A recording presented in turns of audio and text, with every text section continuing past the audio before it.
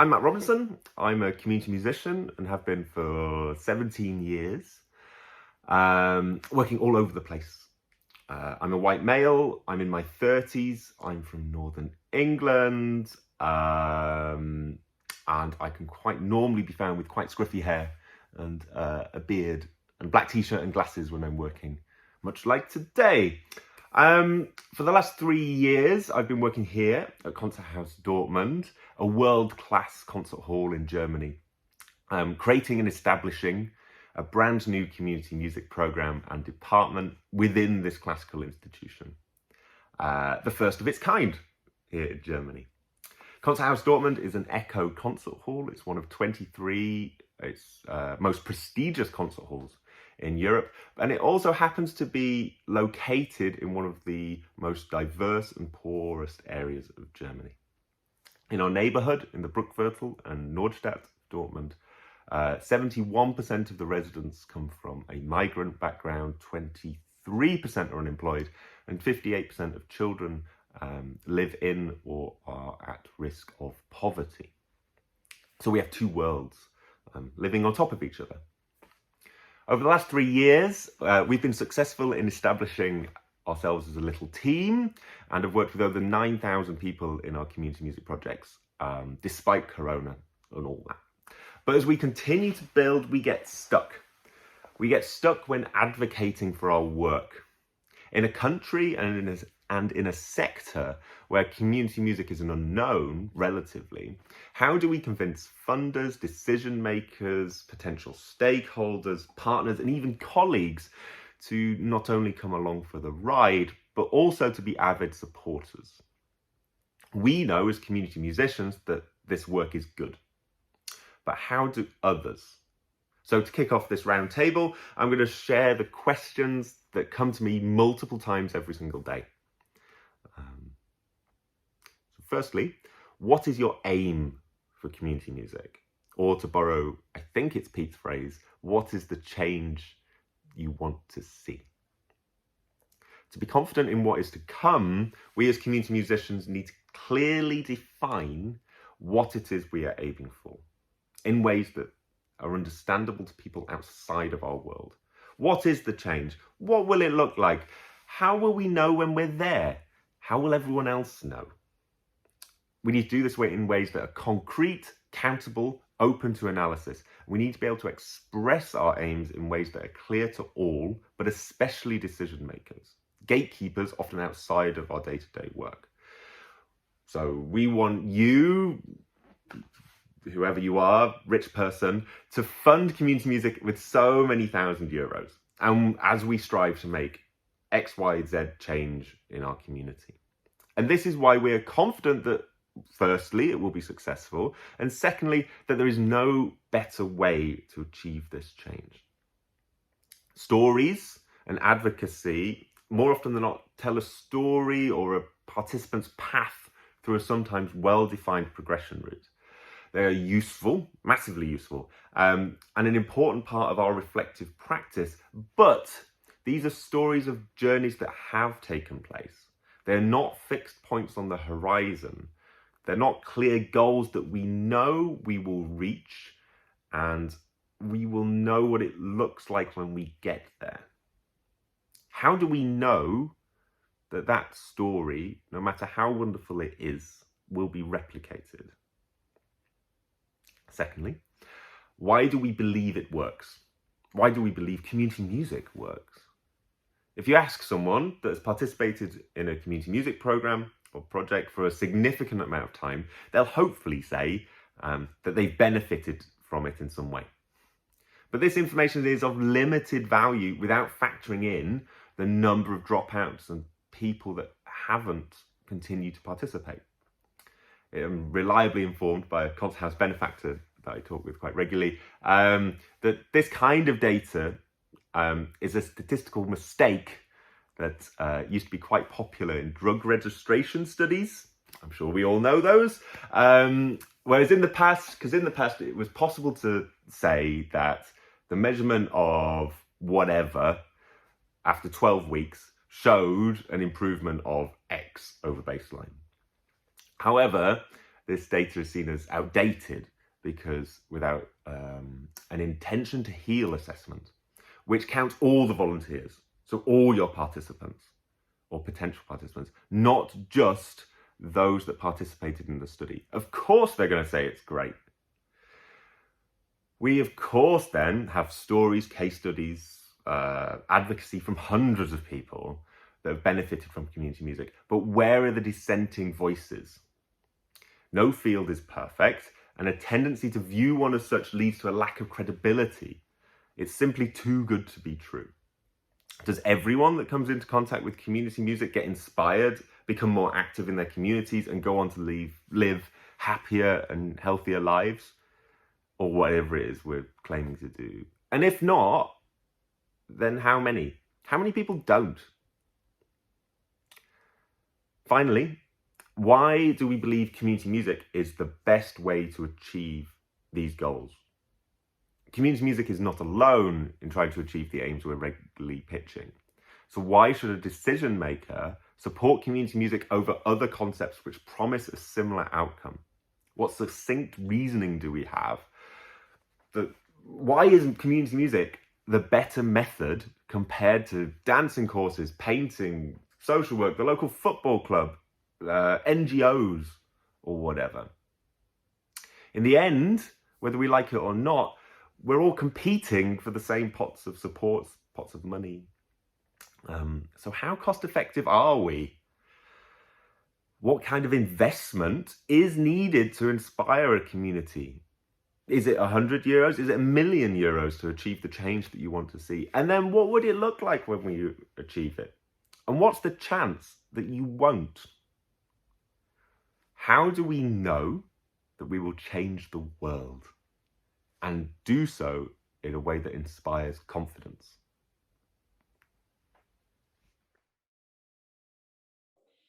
The presentations in this session explore ways to build support for community music. Should our arguments be based on human rights? Should they be based on finding the right evidence in order to satisfy funders? Should they be based on stories? Or should they be based on the belief that community music can change the world? For the last 10 years, I've been working with cultural and educational institutions all over Germany, including the Konzerthaus Dortmund, to help them include community music in their work. In Germany, community music is still an emerging field. Therefore, my work has been very focused on supporting organizations in developing community music. In doing so, I've chosen to work on changing the way organizations think about themselves, not on convincing them through evidence. I've done this by helping them to reflect on their purpose in society, for example, their duty as a publicly funded organization to provide spaces and resources for everyone. I wanted to convince them of their role in supporting the concept of cultural democracy, the human right to participate in and actively shape cultural activity.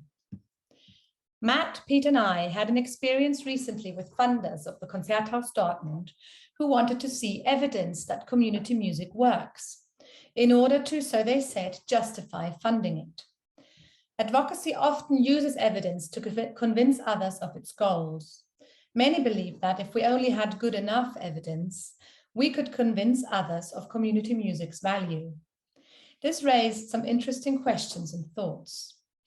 Providing evidence that community music works, what do they actually mean by works? Collecting evidence is not a main area of focus for many community musicians. There's little convincing evidence available for the German context. We had collected many stories and a lot of experiences about community music, but this didn't seem to be the kind of evidence that the funders wanted. Can we solve an ideological problem with evidence? Kearney writes that public policy is not and never will be evidence-based. He writes, treat evidence-based policy as one of many contested phrases masquerading as self-evident aims. The phrase suggests misleadingly that we can solve ideological debates with evidence. This is what happened with the question from the Konzerthaus Dortmund's funders. They did not buy into the ideal of cultural democracy, so they asked for evidence to prove the effect of community music. I chose to convince organizations by helping them to reflect on their purpose as an organization, not by talking about evidence of impact. So how do we convince the people and organizations we work with to support community music on an ideological basis? I want to share some final thoughts. If we must collect evidence, what kind of evidence can community musicians collect with their skill set? What evidence do we need to critically reflect and improve our practice? And what evidence do we need for funders? Being able to argue on multiple levels and appropriate to the audience in order to make oneself understood, this isn't easy when one's main expertise is in community music practice. Doing it and talking about it are two different things. Being proactive in terms of our relationship with funders and decision makers, not just responding and adapting to funding conditions, but actively seeking dialogue with funders and decision makers in order to influence them. Understanding the different lines of arguments and how decisions get made will help identify the best way to convince others. Thank you. Hello, I'm Pete Moser, a community musician, composer, cultural activist, performer, and one-man band. I'm white, older male with short hair and a greying beard, a smile and blue eyes. I've been working internationally for many years and in Germany for the last 8 years. And after discussion in Dortmund, I committed to research around this area of evidence and advocacy. The conversations were fascinating and inspired me to become involved in this session. For 25 years, I was part of the leadership at More Music, a community music organisation in the north of the UK. Within our sector, we were determined to believe that our work delivered the promised outcomes. We needed to prove this, and if we asked the right questions, the replies flowed. Evaluations, anecdotes, photos, films and creative output all supported our desired narrative because we selected those that confirmed our proposals. At the same time, we did use the conflicting evidence to help us improve our work, and reflection was always a key. However, there were times when I was asked to prove with figures that our outcomes have been achieved. European funding schemes, local authority regeneration departments and lottery funders are supporting projects that include housing supply, road building, community infrastructure and training, alongside cultural work. How do we, with our community music programmes, match their data? As the son of a statistician, I searched for opportunities to prove with numbers, but never with a real passion. Now I've been challenged again, and in response interviewed people asking about data and evidence gathering. Carol, the programme director at Youth Music, who used lottery funding to support programmes for young people and to produce important evaluation reports around inclusion. Kirsty Gillen-Thomas, head of evidence and learning at PHF, Paul Hamlin Foundation, who have been leading funder for social and education focused programmes. And Eilish Fleming, Grant and Learning Manager at Spirit of 2012, who have embedded research and learning around their impressive health and wellbeing programmes. From the delivery side, I talked to Simon Glenister, who has built an organisation and a vein of work around data-driven evaluation and reporting. Mary Allison, Evaluation and Monitoring Director for Make Big Noise, Systema Scotland. And Jess Abrahams, who is both a lecturer in community music and also the current chair of Sound Sense, the UK's network for community musicians. Finally, I asked Professor Lee Higgins at the ICCM and Professor Graham Welsh from UCL to gain an academic perspective. I was hoping for some conclusive opinions. It wasn't that simple. Key findings from all sides were: improve, not prove. Whatever you gather, the aim is to improve what you do rather than prove that you are doing what you promised. There is huge trust built between funders and their clients and interest in dialogue and learning. Well-being. This is the easiest outcome to assess through data, though it relies hugely on self-assessment unless you're working with a very digital approach. There are a range of tools in the UK and also across Europe that allow for comparisons between projects and for enough data to be collected for significant learning. Educational achievement is also quite easy to gather, but less relevant for our sector. Proving need. With funders and delivery organisations keen to focus on redressing imbalance using a variety of available social statistics, it is possible to direct funding to where there is less cultural activity. This is where data is useful and also easier to find. Baseline assessments or measuring distance travelled. There's no great agreement in this area because, again, a great deal relates to unreliable self-assessment. When enough data is collected, however, the outliers don't stand out. This is for discussion. Social change, community development. Well, there is an agreement that this is an area where it is hard to prove impact from a single project. Community change is influenced by interventions from agencies, institutions and family relationships, etc. And so make it almost impossible to point to one project when looking at actual data. In the UK in the early 2000s, there was funding from local authorities for programmes that followed the race riots and focused on interaction across different ethnic communities. Proof of impact could be seen in new mixed attendances at sessions and events, but in the long term, this was only one of the significant interventions. Stories rather than data. Well, when the methodology is rigorous, stories are good, if not better than statistical data. Stories are data and can work hand in hand and back up the thinking and learning from figures. All of the reports that I've gathered in this research use a combination of the two to show the impact of the work and to support change and improvement from both funders and the organisations they support. So we need to continue to gather a variety of measures and try not to get too caught up in other people's agendas. It's crucial to understand the change that any programme is focused on and also use the most creative ways to share and tell the story. Thank you. Hello, my name is Francois Matarasso. I'm a community artist, researcher and writer based in France. I'm currently working on a European-funded project called Traction, which is developing community operas in Spain, Portugal and Ireland. I'm a white man in my 60s with short hair and glasses.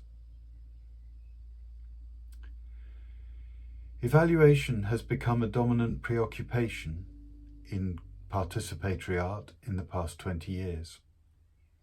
It's an important subject, and I've played a part in its development, though my ideas haven't always been understood as I expected or intended.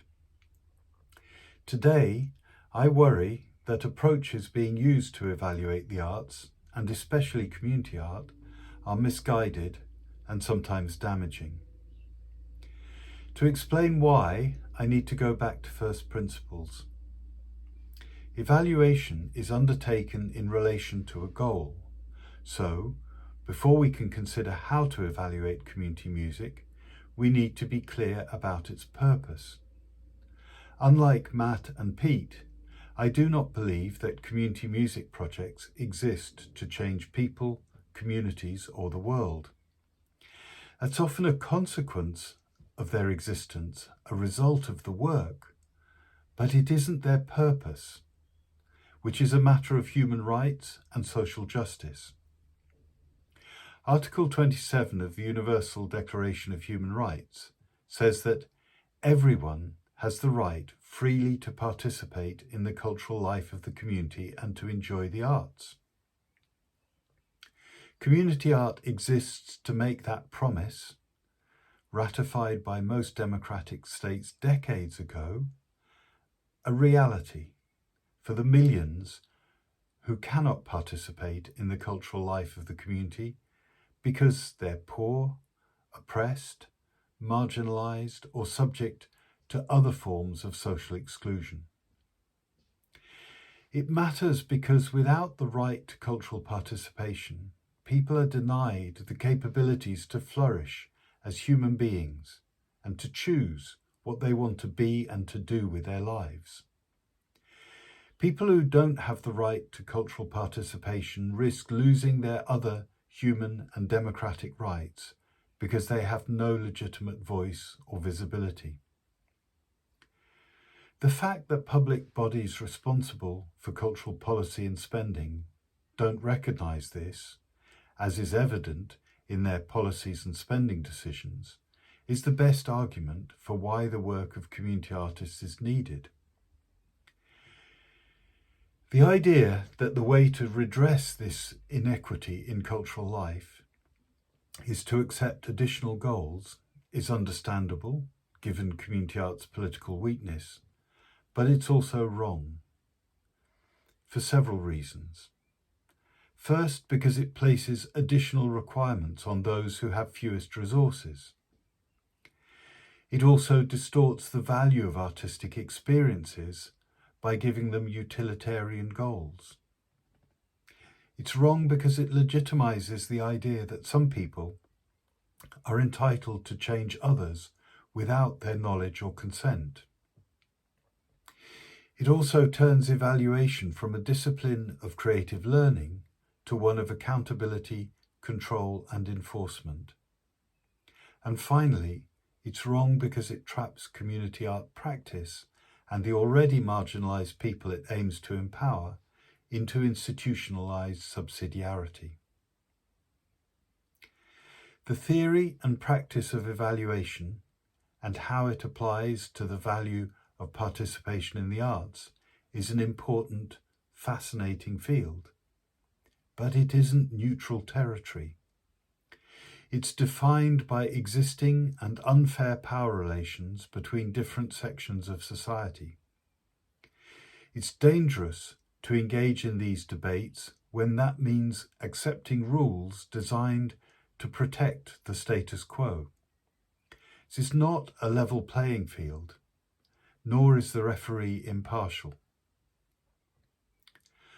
Rather than play an unfair game, I believe that community artists, community musicians, need to engage in a political argument to defend the universal human right of cultural participation.